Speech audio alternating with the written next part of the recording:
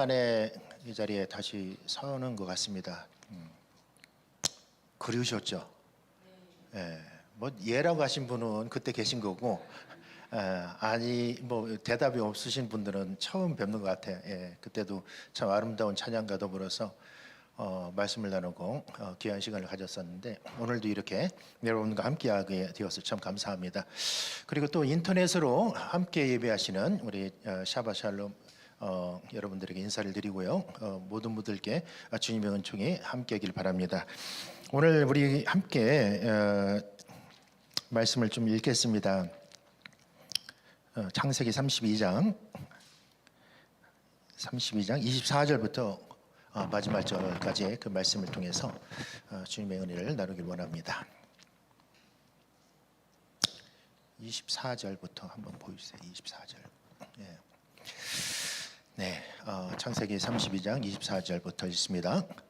야곱은 홀로 남았더니 어떤 사람이 날이 새도록 야곱과 씨름하다가 자기가 야곱을 이기지 못함을 보고 그가 야곱의 허벅지 관절을 치매 야곱의 허벅지 관절이 그 사람과 씨름할 때에 어긋났더라. 그가 이르되 날이 새려하니 나로 가게 하라. 야곱이 이르되 당신이 내게 축복하지 아니하면 가게 하지 아니하겠나이다. 그 사람이 그에게 이르되 내 이름이 무엇이냐? 그가 이르되 야곱이니이다. 그가 이르되 내 이름을 다시는 야곱이라 부를 것이 아니요 이스라엘이라 부를 것이니 이는 내가 하나님과 및 사람들과 겨루어 이기었음이니라. 야곱이 청하여 이르되 당신의 이름을 알려주소서. 그 사람이 이르되 어찌하여 내 이름을 묻느냐 하고 거기서 야곱에게 축복한지라. 그러므로 야곱이 그곳 이름을 분이엘이라 하였으니 그가 이르기를 내가 하나님과 대면하여 보았으나 내 생명이 보존되었다 하미더라. 그가 분이엘을 지날 때 해가 돋았고 그의 허벅다리로 말미암아 절었더라. 그 사람이 야곱의 허벅지 관절에 있는 둔부에 힘줄을 쳤으므로 이스라엘 사람들이 지금까지 허벅지 관절에 있는 둔부의 힘줄을 먹지 아니하더라. 아멘. 여러분들 그 앞에 보이는 스크린에 이렇게 한 노인과 젊은 남자가 있죠. 젊은 남자는 너무 잘생긴 것 같아요. 제가 AI에게 좀 이런 것 좀 그려달라고 했더니 천사를 그려달라고 했더니 혹은 이제 뭐 이렇게 좀 씨름하는 그 장면을 그려달라고 했더니 날개를 아주 높이 쳐둔 날개를 그려가지고 날개는 빼! 또 명령을 했더니 이렇게 날개를 빼고 미소년의 모습인 저 인물로 이렇게 그려졌습니다. 사실 뭐 그 야곱이 이때 상당히 좀 나이가 많은 때였기 때문에 한 노인과 또 이 천사의 모습이나 이런 모습으로 이렇게 좀 그려달라는 것을 이렇게 AI가 순종하는 마음을 이렇게 그려준 겁니다. 여러분 그 야곱만큼 성경에서 야곱만큼 그 미움을 받는 사람이 없습니다. 맞죠? 근데 왜 이렇게 야곱을 사람들이 미워할까요? 근데 제가 보니까 야곱을 미움에서 그냥 이렇게 멈추는 게 아니라 이 역사를 보면은 야곱이라는 인물을 증오하는 단계까지 이렇게 가는 것을 보게 됩니다. 근데 왜 이렇게 사람들이 야곱이라는 성경 인물들, 예를 들어서 믿음의 조상인 아브라함, 그리고 또 믿음의 조상인 이삭, 그리고 믿음의 조상인 야곱이 딱 나오면 아브라함과 이삭까지는 할렐루야 하는데 야곱만 나오면은 뭔가 좀 분위기가 좀 싸해지는 그런 교회의 그런 모습들을 많이 보았습니다. 근데 그들이 야곱을 굉장히 싫어하는 혹은 뭐 미워하거나 증오하는 그 이유가 있더라고요. 그들이 이야기를 들어보면 이렇습니다. 야곱이 형의 장자권을 빼앗겼었기 때문에 미움의 대상이다 이렇게 얘기를 하더라고요. 형의 장자권을 빼앗았기 때문에. 혹은 야곱이 아버지를 속이고 에서 형이 받아야 할 그 축복을 에서에게서 빼앗아서 그 축복을 홀로 이렇게 차지했다. 그러니까 아버지를 속인 거. 그래서 야곱은 미워 마땅한 사람이다 이렇게 얘기를 하더라고요. 좀 넘어가서 야곱이 자기 삼촌이자 장인이었던 라반의 집에서 양떼들을, 자기가 한마디로 말하면 복을 많이 받기 위해서 수작을 부려가지고 나쁜 짓을 해서 조작해서 DNA를 조작해서 양떼들이 아롱지고 뭐 전박이 뭐 이런 걸로 이렇게 만들어 가지고 자기를 착복했다 해가지고 야곱은 그러므로 말미암아 미움을 받아 마땅한 자다 이렇게 이야기하는 것을 제가 들어본 적이 있어요. 와, 야곱을 거짓말장이다라고 이렇게 표현하기도 하고요. 세 글자로 또 얘기하기도 하더라고요. 사자 들어가는 거, 사기꾼이라고 이렇게 얘기하기도 합니다.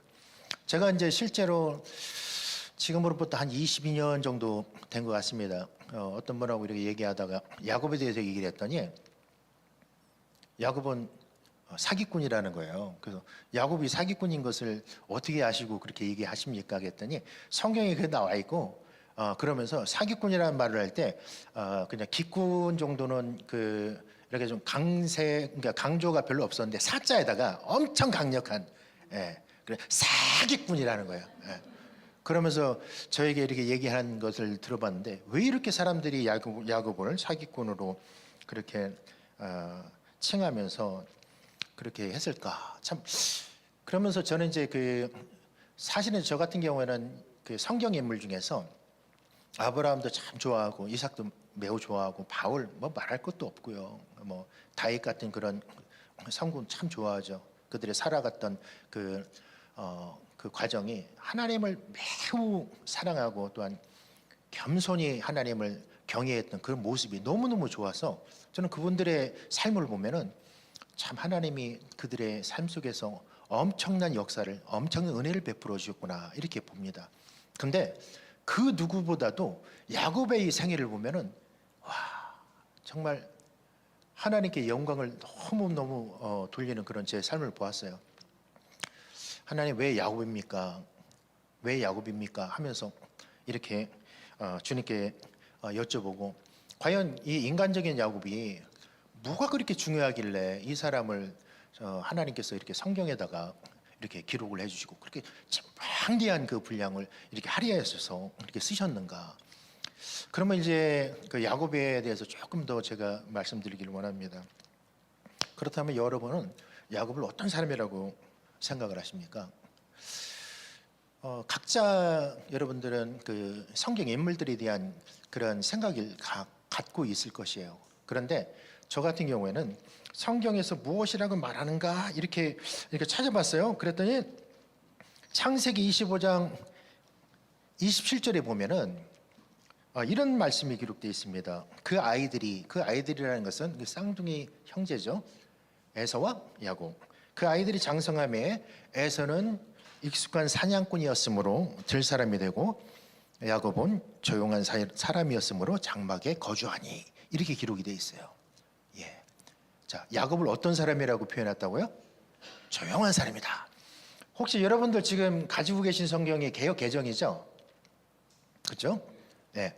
개역 개정이 개정되기 전에 어떤 성경 썼는지 여러분 혹시 아시는 분? 개역 한글 성경을 주로 많이 썼거든요. 근데 개역 한글 성경에는 조용한 사람이라고 하지 않고 뭐라고 표현했냐면은 종용한 사람이라고 이렇게 표현을 했어요. 종용한. 그래서 왜 그렇게 그 번역자가 그렇게 번역했는지 저는 약간 좀 이해할 수는 없지만은 어쨌든 예전에 그렇게 했습니다. 근데 지금 우리가 흔히 사용하는 이 개역 개정에서는 조용한 사람이다. 자, 그러면은 영어로는 조용한 사람이다 하면은 영어로는 silent man입니까? 아니면 quiet man입니까? 어쨌든 조용하다는 거예요. 그러면 어떤 성경을 어떻게 우리가 읽냐에 따라서 그 인물이 가지고 있었던 그 캐릭터를, 그 성격을, 성품을 우리가 좀 쉽게 볼 수가 있는데 킹제임스 흥정역이라는 성경이 있습니다. 킹제임스 흥정역. 예. 그래서 원래 이제 킹제임스 흥정역에 그 킹제임스 버전 제임스 왕이 그 신하들, 그 학자들에게 명령을 해가지고 번역한 것이 킹제임스 버전입니다. 그래서 이 킹제임스 버전이 상당히 오랜 기간 동안 영어권, 영미권 사람들에게 이렇게 읽혀진 그 성경, 그 영어 성경이었는데, 킹제임스 버전에는, 영어 성경 버전에는 이 조용한이라는 이 단어를 플레인이라고 했어요. 플레인. 여러분 요거트 중에는 그 무슨 요거트가 있는지 아십니까? 네, 플레인 요거트가 있어요. 무슨 뜻입니까? 플레인이 밋밋하다는 뜻이야. 밋밋한 인간이다 이런 뜻인데, 킹제임스 함정역에서는 마이제스 버전 말고 그 바로 전 거 그 버전에서는 이 사람을 바로 플레인을 평범한 사람이다 이렇게 표현을 했어요. 평범한. 원래 이제 플레인이라 하면은 사람이 평범하다, 맛이 없다. 예를 들어서 밥을 먹는데 음식이 간이 안 돼 있다. 그때 우리가 하는 말이 플레인이다 이렇게 말할 수 있어요. 그러면 야, 맛으로 따지면 야곱은 맛 더럽게 없는 사람이다 이렇게 생각할 수도 있어요. 정말 인생의 어떤 양념이나 무슨 뭐 소금이나 뭐 이런 게 없이 그냥 대충 살아가는 사람처럼 이렇게 보인단 말이죠. 예, 표준 세번역에서는 이것을 좀 새롭게 좀 이렇게 표준이긴 한데 새 번역이니까 표준을 잡아서 새롭게 번역했는데 뭐라고 표현했냐면은 성질이 차분한 사람이라고 이렇게 했어요. 성질이 차분한 사람. 자, 여러분 성경은 누가 번역했습니까? 사람이 번역했습니까? 아니면 하나님이 번역했습니까? 네. 하나님을 믿는 사람이 번역을 한 거죠. 유대인 신약 성경을 누가 번역을 하고 누가 감수를 했죠? 하나님이 번역하고 하나님이 감수한 게 아니라 하나님을 경외하는 사람들이 모여서 번역을 하고 그리고 감수를 했어요. 이제 그 중에 제가 이렇게 그 일부분 동역을 했는데, 성경 번역을 하다 보니까 느끼는 것이 성경을 쓸 때도 하나님께서 사람의 손을 통해서 기록을 하셨을 뿐만이 아니라 번역했을 때에도 사람의 손을 통해서 번역을 하시는구나.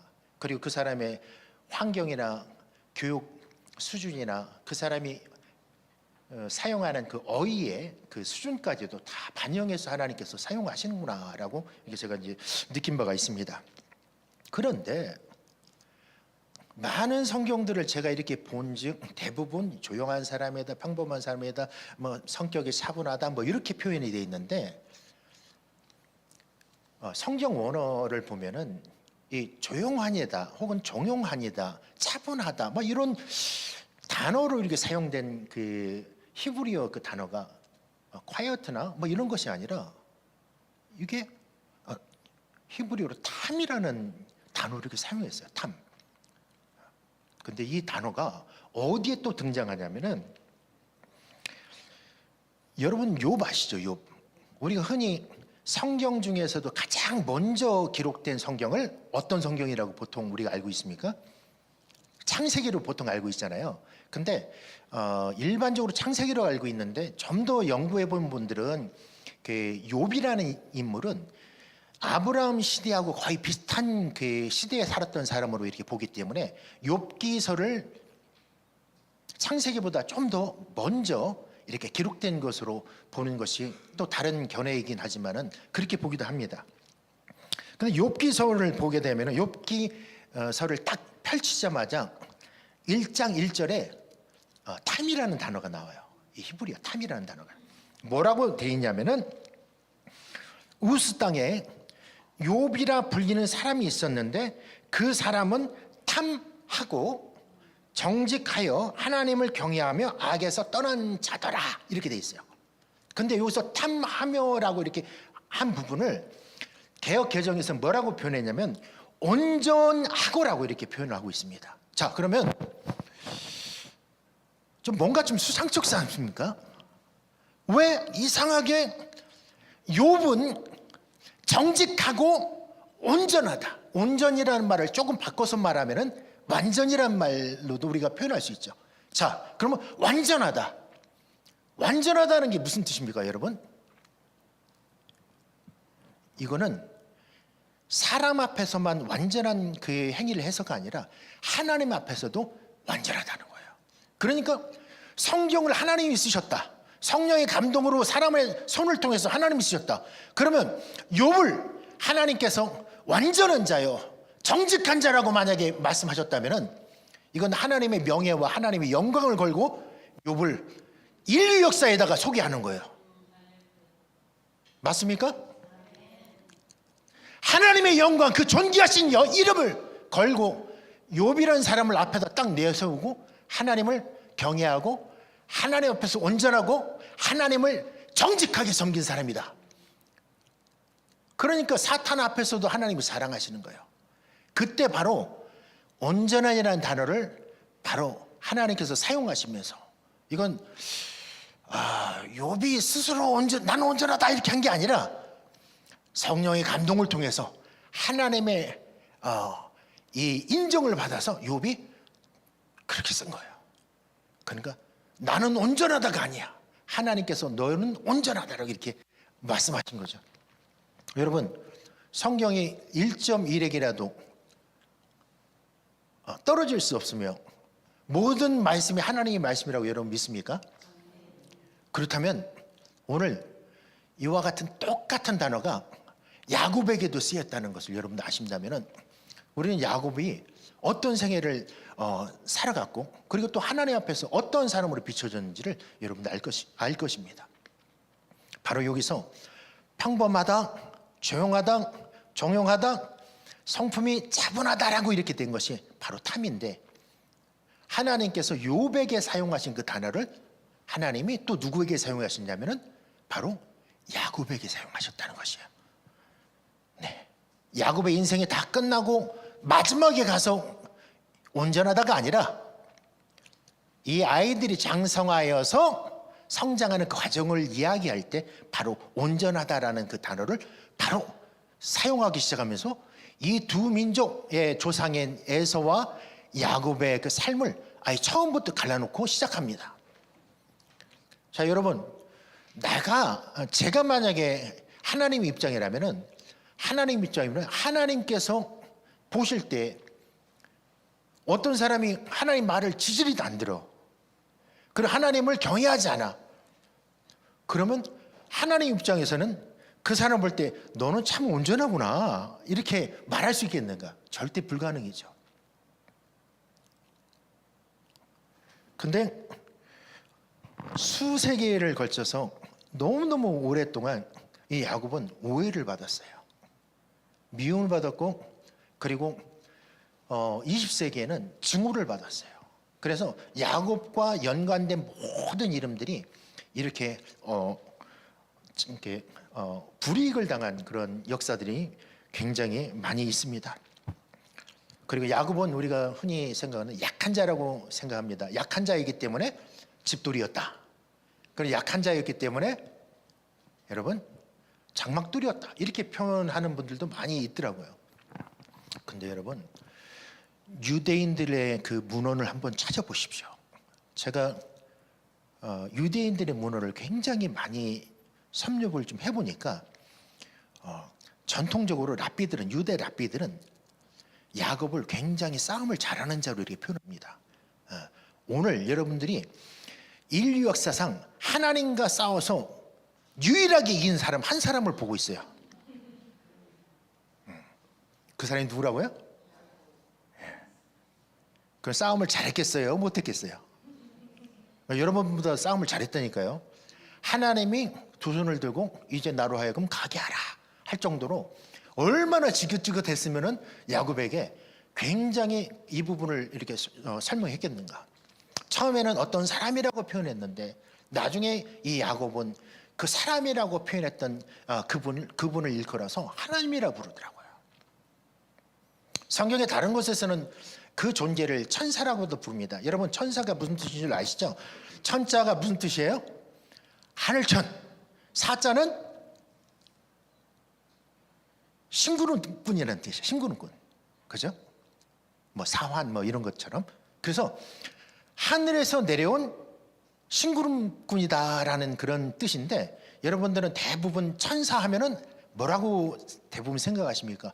아름다운 여자, 마음이 착한 남자 하면은 다 천사라고 얘기를 해요. 그게 그 뜻이 아니고 하늘에서 내려온 메신저라는 거예요. 하늘에서 내려온 메신저. 그래서 성경에서 하나님의 사자 혹은 뭐 천사라고 이렇게 나와 있는 그 구절들을 보면은 신학적으로는 하나님의 사자라고 이렇게 나와 있는 그 부분은 신학적으로 보면 성육신 이전의 그리스도의 그 사역이라고 보는 그 해석이 굉장히 주를 이룹니다. 자, 그러면 여기서 천사라고 표현되기도 하고 하나님이라고 표현되기도 한 이분이, 이 존재가 과연 야곱이 힘이 세서 이분이 졌는가 아니면 그냥 져준 것인가, 이 부분도 우리가 좀 생각을 해야 되겠죠. 어쨌든 하나님께서 야곱을 약한 자라고 부르시지 않고 야곱을 한 민족의 그 아버지의 그 위치로 올려놓으신 거 보면은 뭔가 대단한 일을 한 사람이면 틀림없습니다. 전승에 유대인들의 그 전승을 보면은 야곱은 할아버지 아브라함과 아버지 그 이삭과 더불어서 장막에 거했다는 그 성경의 말씀을 이렇게 표현하고 이렇게 해석한 그 책들을 보면은 야곱은 그냥 단순히 장막에서 잠만 자고 뭐 양들 뭐 이렇게 대충 뭐 치고 그 정도가 아니었다는 거예요. 장막에 거한다는 게 무슨 뜻이냐면은 바로 할아버지와 아버지가 계시를 받아서 계시를 통해서 만났던 그 하나님을 배우는 것이에요. 그래서 당시에는 장막이 곧 학교였고, 장막은 곧 가정이자 장막은 곧 학교였고, 장막 안에서 거한다는 것은 뭐냐면 할아버지에게서 옛적 그 아브라함이 별을 보면서 모레아를 보면서 들었던 그 음성, 그 계시, 장차 그 씨를 통해서 민족이 일어날 것이라는 그 계시를 야곱이 그 선진들에게, 조상들에게서 그걸 배우는 거예요. 조상들에게서. 여러분, 그래서 여러분들의 장막인 여러분들의 집에서 자녀들에게 무엇을 가르치냐에 따라서 그 사람들의 인생이 바뀝니다. 바깥으로 떠도는 이 들사람들은 에서와 같이 되는 거예요. 근데 집에서 꼬박꼬박 밤 10시 안에 딱 들어와가지고 착 부모님께 인사하고 부모님의 밑에서 말씀을 듣고 살고 기도를 받고 성장한 이 아이들은 누구와 같은 사람이 된다? 야곱과 같은 사람 되는 거예요. 자, 완전한 사람, 온전한 사람들로 만들어가는 이 과정이 바로 하나님의 이 말씀에 있어요. 토라. 어떤 분들은 이 토라가 출애굽기에서 처음 토라가 있었다 이렇게 얘기하는데, 사실은 그것도 참 조금 한쪽만 보는 겁니다. 왜냐하면 유대인들은 창세기부터 시작해서 토라라고 이렇게 부릅니다. 그리고 유대인들 그 사상에는 또 이런 게 있습니다. 태초에 하나님이 천지를 창조하실 때 무엇까지 창조하셨다? 토라까지 창조하셨다. 인간에게 말씀하실 모든 토라를 이미 태초에 천지를 창조하실 때, 사람을 창조하실 때 이미 향후 인간에게 필요한 모든 말씀을 하나님 다 구상하시고 이미 다 만들어 놓으신 거예요. 가르치는 것들. 그래서 토라를 율법이라고 바로 이렇게 표현을 한다면은 이게 해석이 안 되는 게 굉장히 많아요. 그래서 데이비 스턴이라는 유능한 학자께서 이 신약 성경을 쫙 이렇게 번역을 하시면, 영어로 번역하시면서 굉장히 고심한 게 뭐냐면 이 토라라는 이 부분이 있지 않습니까? 이 토라를, 이 법이라는 것을 그냥 어떻게 이렇게 해석을 할까 하다가 보니까 토라 안에는 법적인 부분이 있고 토라 안에는 조언적인 부분이 있고 꼭 법이 아니더라도 가르침이 있고 뭐 이렇게 포함이 되어 있다는 거예요. 그래서 유대인 신약 성경을 여러분들이 읽어보신 분들은 아시겠지만은 한글 대다수의 성경들이 율법이라고 이렇게 표현한 부분을 이 유대인 신약 성경에서는 토라의 법적인 부분이라고 이렇게 표현을 해놨어요. 정확하게. 그러니까 이 부분을 우리가 헷갈릴 필요가 없다는 거죠. 그러니까 유대인들만 느끼는 어떤 그 용어의 그 뉘앙스가 있는가 봅니다. 여러분, 우리는 이방인들이기 때문에 이걸 잘 몰라요. 근데 그분은 유대인이기 때문에 이게 느껴지는가 봐요. 그래서 그렇게 표현을 해놨더라고요. 제가 그걸 보면서 이야, 정말 그렇구나. 우리가 그냥 율법이라고 나오는 이 부분을 전부 다 법적인 것만 생각했는데 이건 아니구나. 이 이상의 포괄적인 굉장히 넓은 거, 하나님의 뜻 자체가 토라예요. 왜? 하나님이 우리에게 주신 그 뜻이 바로 이렇게 들어온 것이기 때문에. 하나님이 야곱을 선택하신 것은 단순히 한 사람을 선택하신 것이 아닙니다.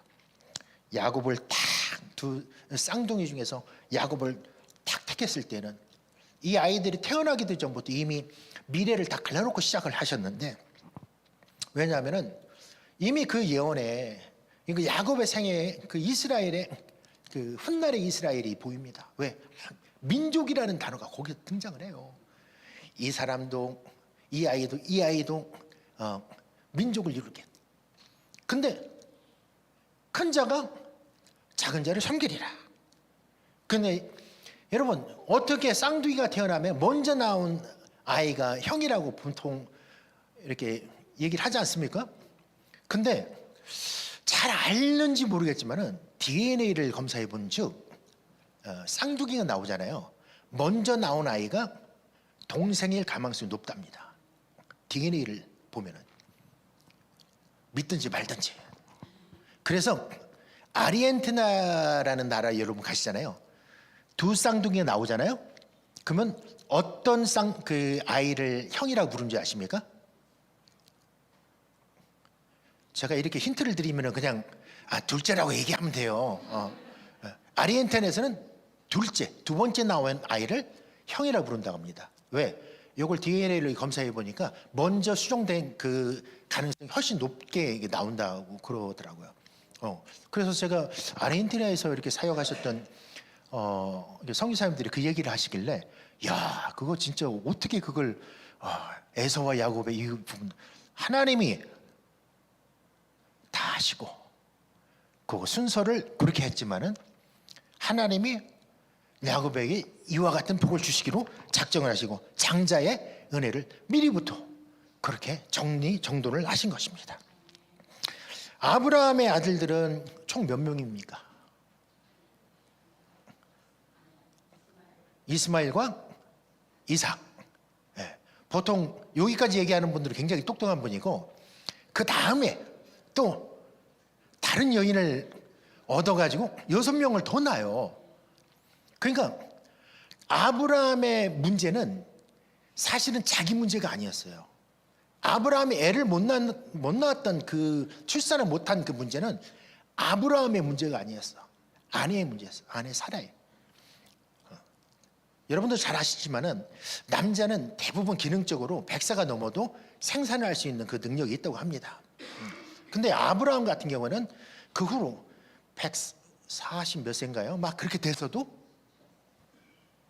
여전히 생산을 하는 그런 역사적인 사건이 있었어요.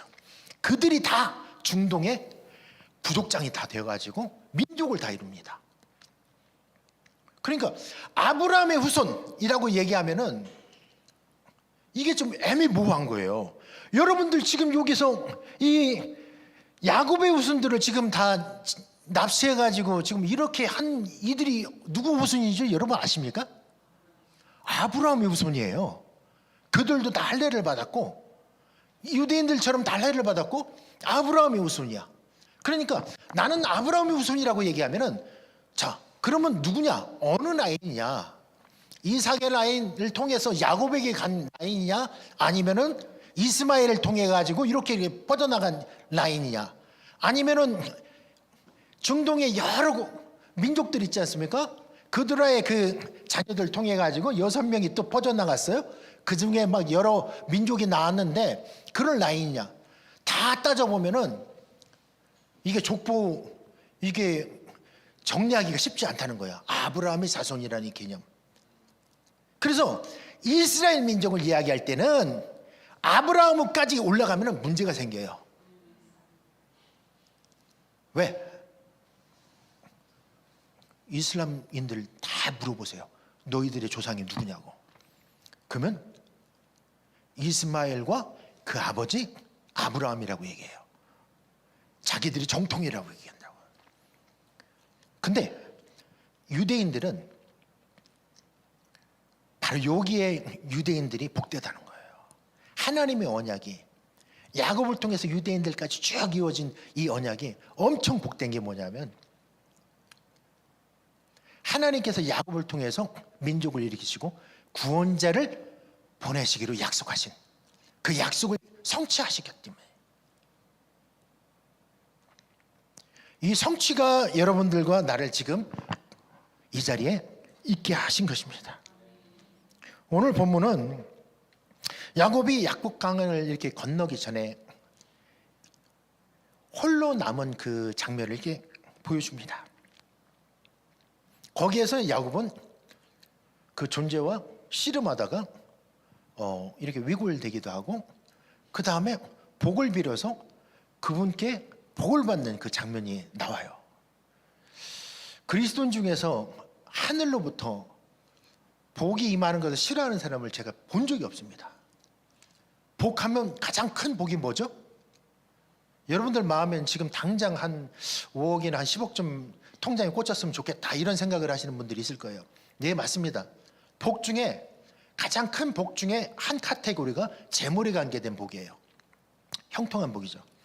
그거 외에도 복에는 여러 가지로 이렇게 표현할 수 있는 게 있어요. 가정의 행복도 있을 수 있고, 그리고 여러분들 자녀가 잘 되는 것도 복 중에 하나입니다.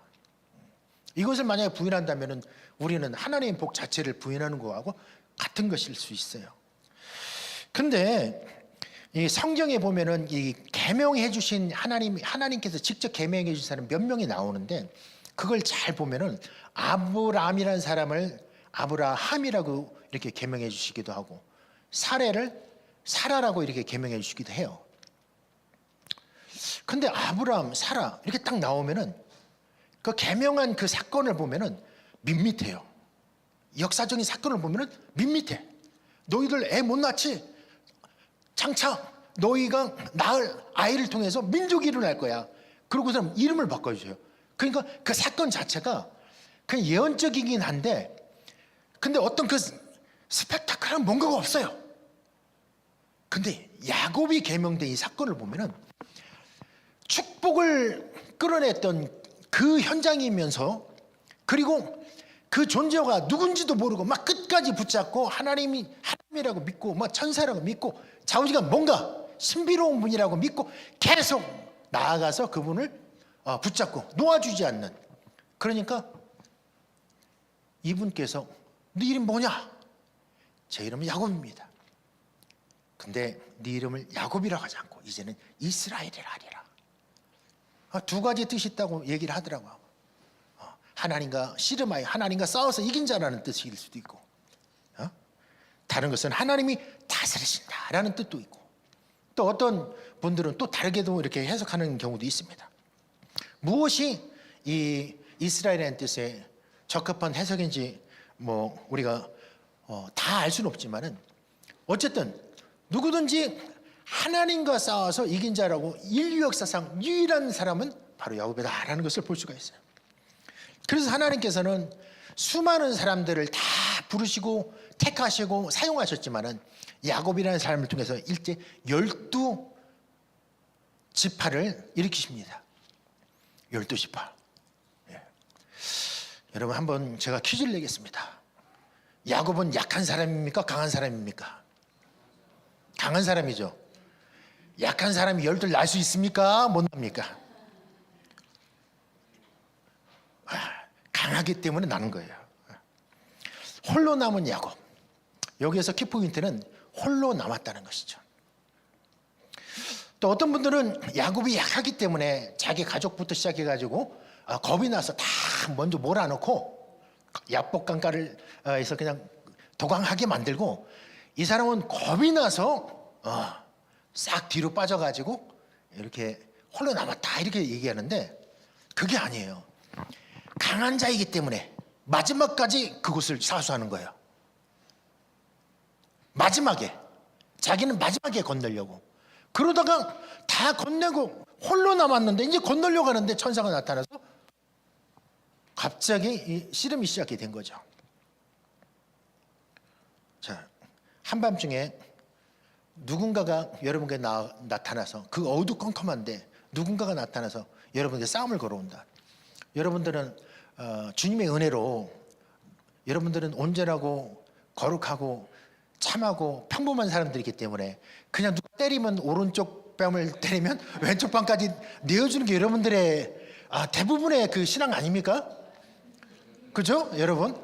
근데 저 같으면요, 밤에 누가 온다, 그게 천사라고 생각하고 저는 한번 붙잡아볼 그런 심산이 있습니다. 나 홀로 있는데 누군가가 왜 싸움을 걸겠어요, 여러분? 내가 만약에 홀로 하나님 앞에 나와왔는데, 내가 하나님 만나려고 홀로 섰는데 마귀가 여러분들에 나타나겠습니까? 홀로 있을 때, 뭔가 도움이 필요할 때, 내 최대의 위기가 있을 때, 그때 누구? 바로 하나님이 오시는 거예요. 그래서 우리는 하나님을 만나되 바로 이스라엘이 만났던 그 하나님을 우리도 이 시각에 만나야 하는 것입니다. 야곱은 그야말로 하나님의 현현을 본 것이죠. 나타내심. 구약에서는 이런 일들이 너무너무 많습니다.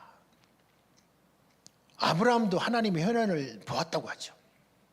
세 사람이 왔는데 지나가는 객인 줄 알고 소를 잡아서 우유와 버터 같은 거 만들어 가지고 쫙 이렇게 대접을 했는데, 나중에 보니까 그 중에 한 분이 하나님이라고, 여호와라는 이름으로 불리더라고요.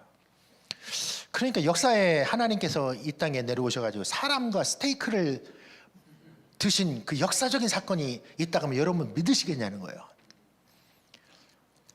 이거부터 안 믿는데 어떻게 예수 그리스도가 성육신을, 하나님이 직접 인간의 몸 안으로 들어오셔가지고 성육신한 것을 믿을 수 있습니까? 근데 어떤 분들은 이런 얘기를 하더라고요. 나는 예수께서 성육신하신 거 그건 믿는데 하나님이 내려오셔서 스테이크 드신 것은 못 믿는다. 그거요. 그겁니다, 여러분. 하나님은 하나님의 선에서는 능히 하지 못할 일이 없습니다.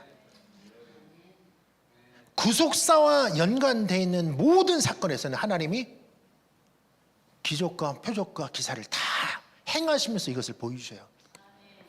그러니까 아브라함이 그를 믿는 거예요.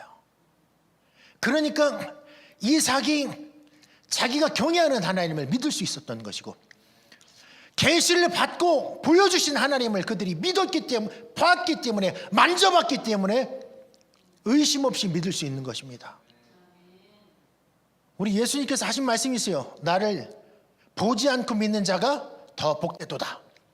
근데 제가 보니까 진짜 보지 않고 믿는 사람은 복된데, 보고 믿는 사람들은 그냥 쉽게 믿을 수 있어요. 쉽게. 예수의 부활을 보았던 베드로, 요한은 그대로 믿었어요. 근데 예수의 부활을 보지 않았던 도마는 안 믿었어요. 그래서 예수님께서 하신 말씀이 뭐냐면, 보지 않고 믿는 것은 더 복되다는 거예요. 그런 사람들이 굉장히 적기 때문이에요. 근데 여러분들이 얼굴 보니까 여러분들은 다 봐야만 해요. 만나야만 해요. 안 만나고 하나님을 믿는다? 저는 그거 별로 잘 이해가 안 됩니다. 여러분들 기도를 했는데 하나님이 응답을 해주시는 거, 체험하는 거, 체험이 평생 한 번도 기도의 응답을 체험해보지 못한 사람들이 하나님을 과연 만났을까요? 저는 믿지 않습니다. 기도했는데 하나님의 은혜가 한 번도 그 사람에게 보여지지 않고 느껴지지 않았다? 저는 그 사람이 과연 크리스찬인가? 저는 의심해 봅니다. 여러분, 너희가 하나님께 부르짖으면 하나님이 너희에게 나타내신다고 하나님 말씀하셨어요. 그래서 여러분들이 기도할 때 하나님이 보여주시는 거예요.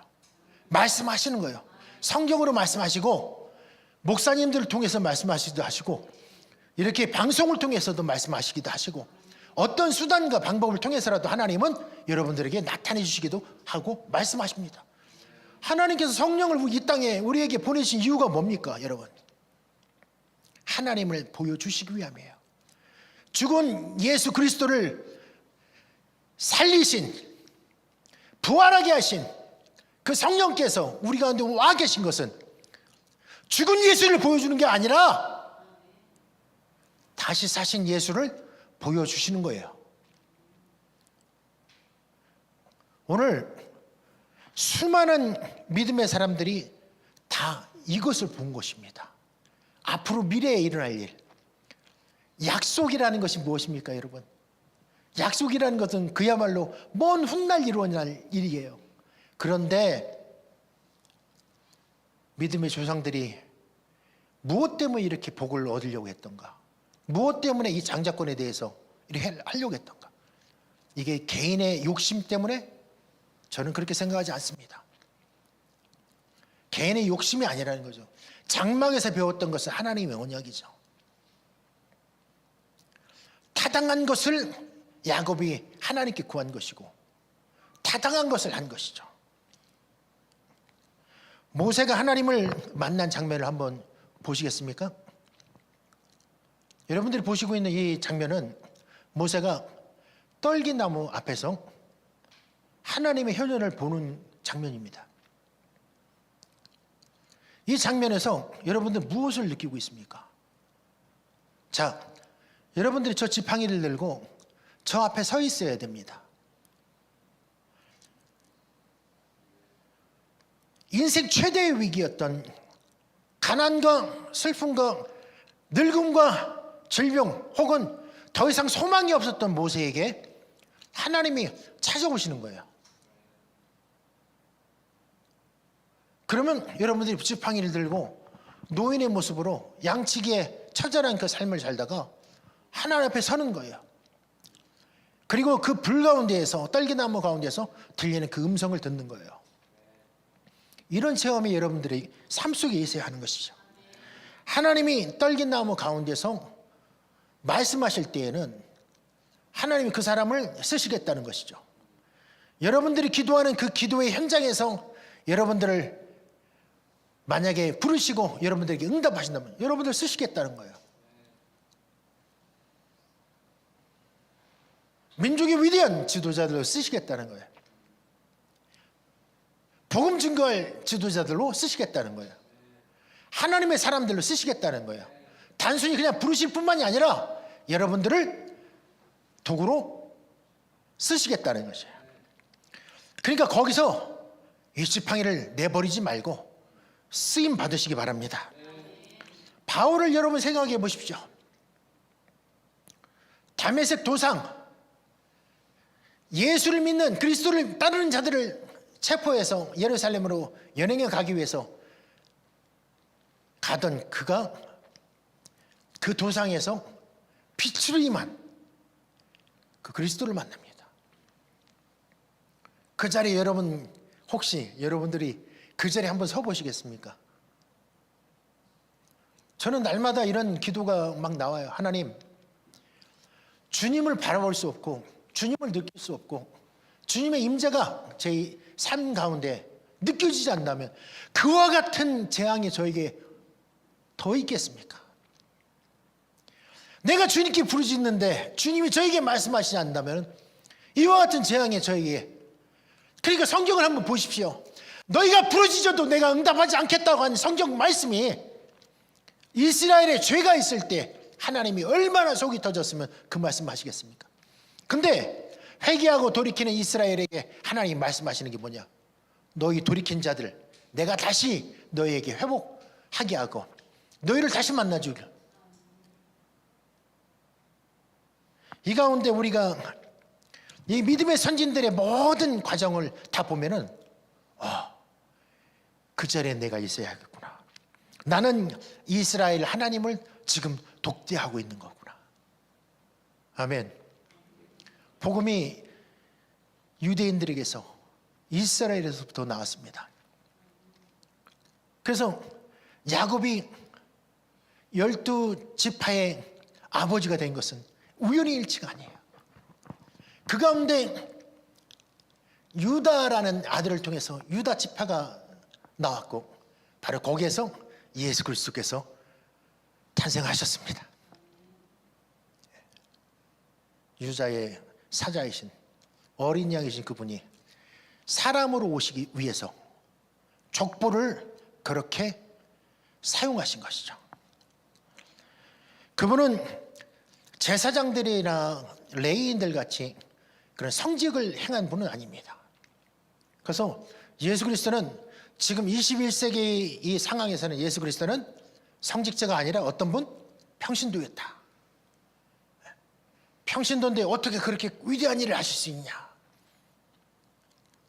여기에 바로 하나님의 위대한 뜻이 있어요. 하나님은 성직자를 사용하려고 그들을 직분을 뽑아서 그들만 이렇게 사용하는 건 아니고, 하나님의 뜻은 하나님의 방법대로 하나님이 원하시는 대로 하신다는 것이죠. 오히려 대제사장 중에 한 사람을 뽑아가지고 메시아의 역할을 하게 하신다? 그러면 많은 사람들이 이해하기에 굉장히 쉬울 것입니다. 그렇지 않습니까? 혹은 예루살렘의 아주 부유한 가정에 태어난 분이다? 그러면 메시아라는 어떤 타이틀이 만약에 그분에게, 그 사람에게 부어졌다? 그러면 이해하기 굉장히 쉬울 것입니다. 그런데 예수 그리스도께서 걸어오신 모든 과정은 희한하게 광야 같은 것이었어요. 그리고 별 볼품없는 베들레헴에서 태어나시고, 그리고 성장하신 곳은 사람들이 그렇게 많이 집중하지 않은 바로 나사렛이라는 곳에서 성장하신 거죠. 그러니까 그분은 왜 나사렛 예수가 될 수밖에 없는지, 이방인들에게 빛을 비추기 위해서, 이방인들이 섞여 살았던 이 갈릴리 땅에 먼저 복음을 증거하시기 위해서, 그래서 예언대로 다 되는 것입니다. 예언대로 다 되는 것이에요. 구약에 예언한 모든 것이 이 나사렛 예수 한 분을 통해 가지고 다 성취되었다는 것이죠. 오늘 여러분, 교회는 무슨 금요일이라고 이렇게 보통 얘기합니까? 네, 성금요일. 이 금요일 날 그리스도께서 십자가에 달려 죽으셨다, 이렇게 얘기를 하는 것 같아요. 이 부분도 조금 여러 가지 해석이 있습니다. 예. 금요일이 아니라 수요일이었다라고 얘기하는 사람도 있고, AD 30년을 히브리력, 유대력으로 딱 돌려서 보면은 AD 30년에 그 6월절, 바로 그 양 잡는 날 있죠. 그러니까 그리스도께서 십자가에 달려 돌아가신 날, 그거 딱 그거를 컴퓨터로 한번 시뮬레이션 해가지고 딱 들어가서 보면은 그날이 무슨 요일인지 여러분 아십니까? 금요일은 아닙니다. 금요일은 아니에요. 힌트를 드린다면 그 전전날이에요. 전전날. 그래서 이방 세계에서 성경을 해석하는 것도 대부분 이방 세계에서 잘 알지 못하는 상황에서, 유대 문화를 잘 알지 못하는 상황에서 막 해석하다 보니까 여러모로 이렇게 착오적인 것들이 올 수 있습니다. 그런데 지금 21세기가 돼가지고 컴퓨터 시대가 되고 AI 시대가 되니까 너무너무 이게 쉬운 거예요. 다 과학자들이 시뮬레이션 딱 해보니까 그때가 나오는 거예요. 그리고 예수 그리스도께서 여러분들의 구주가 되시기 위해서 하셨던 모든 것은 사람이기 때문에 이것이 가능했다는 것입니다. 왜냐하면 하나님의 입장에서, 영이신 하나님은 절대로 육인 사람을 위해서 대신 죽을 수가 없어요. 영은 죽지 않기 때문에. 그래서 죽으시려면 반드시 그분은 사람의 몸으로 오셔야 되는 거예요. 이 역사가 바로 야곱이 야복강에서 그곳에서 처절하게 받아낸 축복이 아니었을까. 단순히 양 몇 마리, 소 몇 마리 더 받고자 복을 구한 것이 아니라 더 뚜렷한 이 계시를 받기 위해서 그가 그렇게 하나님께 기도하고 이 천소와 씨름한 것이 아닌가. 다 알 수는 없지만은 그의 본심이 그것이 아니었는가. 그러니까 수백 년 후에 모세라는 사람이 창세기를 기록할 때 하나님의 성령의 감동을 받아서 이 야곱이라는 사람을 평범한 사람이다, 조용한 사람이다가 아니라 온전한 사람이다 라고 표현한 것이 아니었을까.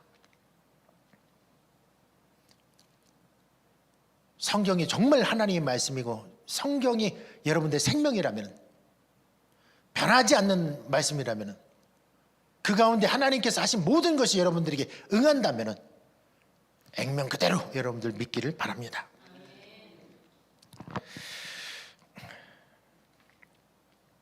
마지막으로 여러분들에게 말씀을 드리고 싶은 게 있습니다. 그리스도는 십자가에 달려 돌아가실 때 채찍을 먼저 맞으셨습니다. 그래서 이사야서 53장 5절 말씀에는 이렇게 나와 있어요.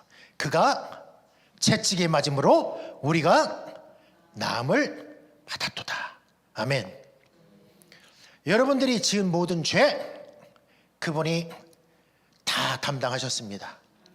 여러분들이 가지고 있는 모든 허물 그분이 다 담당하셨습니다. 그가 징계를 받음으로 여러분들은 고민할 필요 없어요. 평화를 누리시기 바랍니다. 그것이 바로 2000년 전에 그리스도께서 이 땅에서 행하신 아름다운 역사입니다. 기도하시겠습니다. 하나님 아버지 참 감사합니다. 이렇게 금요 샤반 예배에 불러주시고 우리를 주님의 보좌 앞에, 주님의 임재 앞에 이끌어 주심을 감사합니다. 야곱이 처절하게 받으려고 했던 그 복이 무엇이었습니까? 하나님 만나는 것이었습니다. 하나님으로부터 직접 말씀을 듣는 것이었습니다. 하나님의 그 뜻을 깨닫는 것이었습니다. 주님, 오늘 이 자리에 참석한 모든 믿음의 백성들, 그리고 유튜브를 통해서, 방송을 통해서 듣는 모든 사람들에게, 모든 주의 백성들에게 이와 같은 은혜가 있기를 바랍니다. 주여 역사하여 주시고 은혜 위에 은혜를 더하여 주옵소서. 예수 그리스도 이름으로 기도하였습니다.